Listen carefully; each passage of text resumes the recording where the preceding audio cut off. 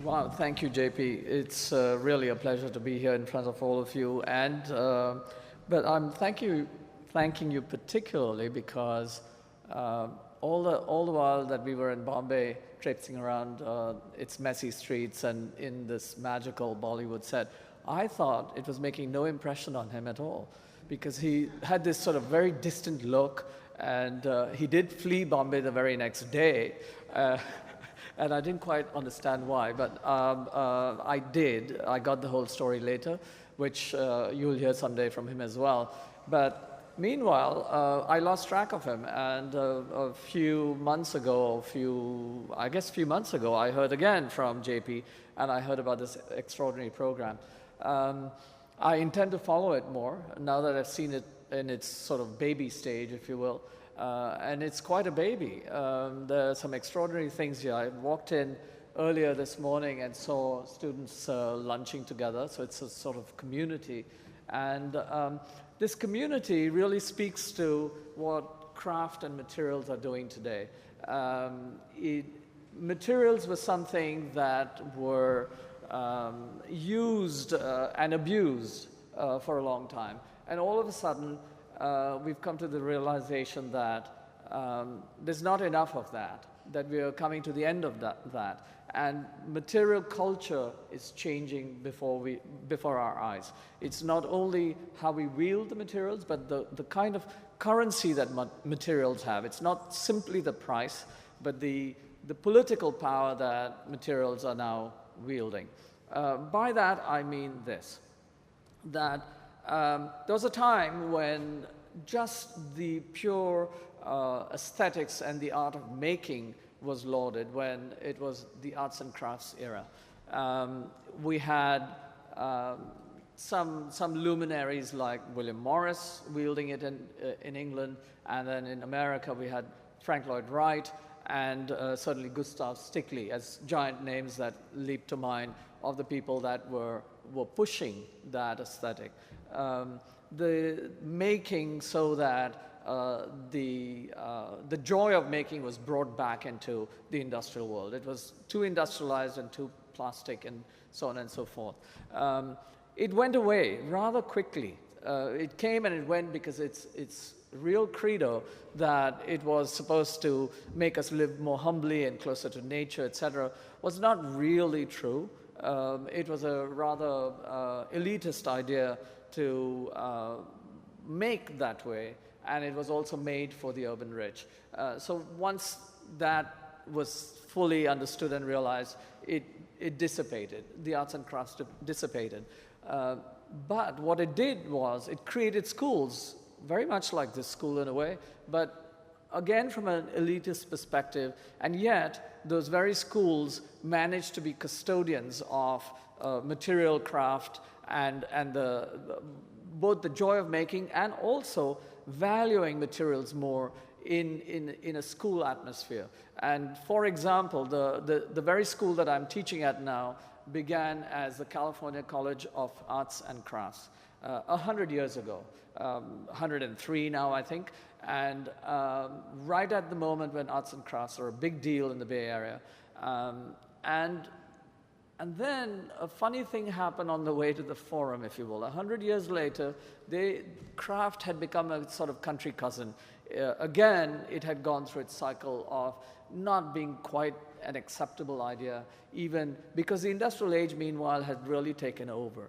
And craft for these schools that had really grown with that idea were now lagging behind because it felt like it was too much macrame. And certainly in the Bay Area, that had become the way of life. The hippies had really infiltrated life at large in communes and even in cities, even in Golden Gate Park for that matter. However, that very kind of school that had encouraged all of that activity was now going to lose the word craft. And it did. It changed its name from the California College of Arts and Crafts to the California College of the Arts. And no sooner had it done that that the very kinds of people that had been encouraged to think of craft as a big thing were coming to the rescue of craft and of materials in that way. They were rather an elite group with an industrial edge. They knew how to talk the talk of the new technology. They knew how to use material to change the way things were done or appropriate the way things were done.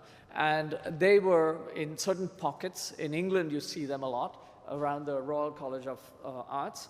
And you had names like Tom Dixon, who you may know or you will meet in a few minutes in the slides that we show.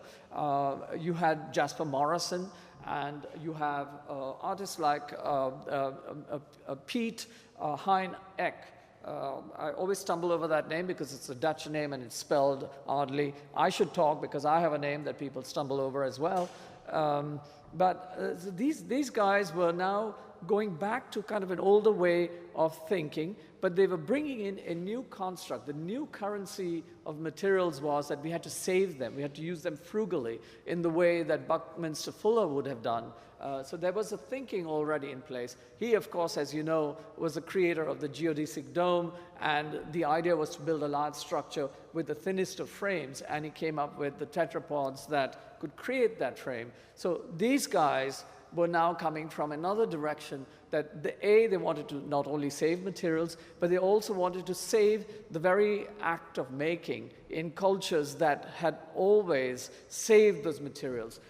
He also wanted to save the art of making, they also wanted to save the art of making in places where the materials exist. So, for example, a rug maker could still make rugs in the place where there was cotton and wool, and not have the making happen in one place and the material being shipped across the world for that. So they were also interested in that, to keep the art of making intact, to bring materials and the honor of materials back, and also to use the latest technologies and to move the art of craft forward. So to some extent, this is the construct of what I'll show you. We'll travel, bop around a little bit here and there, but that materials, once again, have a power. And it's not just that it's artists who are doing it, but the fact that the cities, entire cities and political bodies are now interested in recycling. It's become the mantra of the day, of the hour, of the decade, if you will.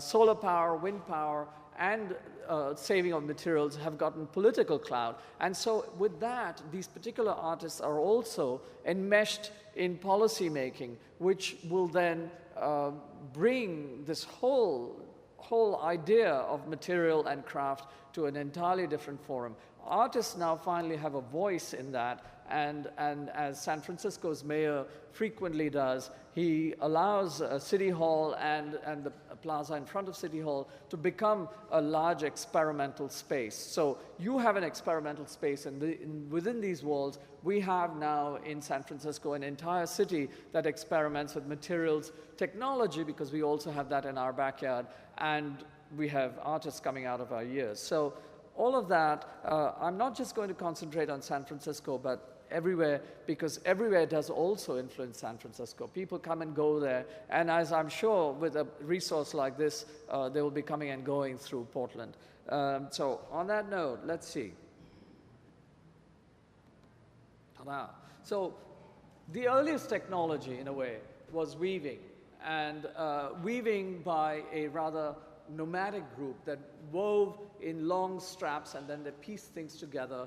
And it might seem old-fashioned today, but these materials they could find wherever they went. Because they were nomads, they could actually extrapolate and change the materials. And that's another idea that I want to think about, that there was a movie, The Graduate, where they talked about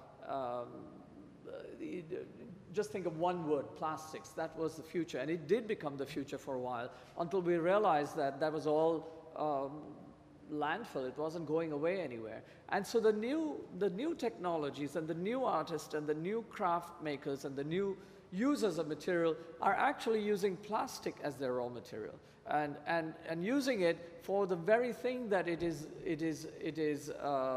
derided for being too long-lived. So you can actually think of plastic as a way of creating for the long term.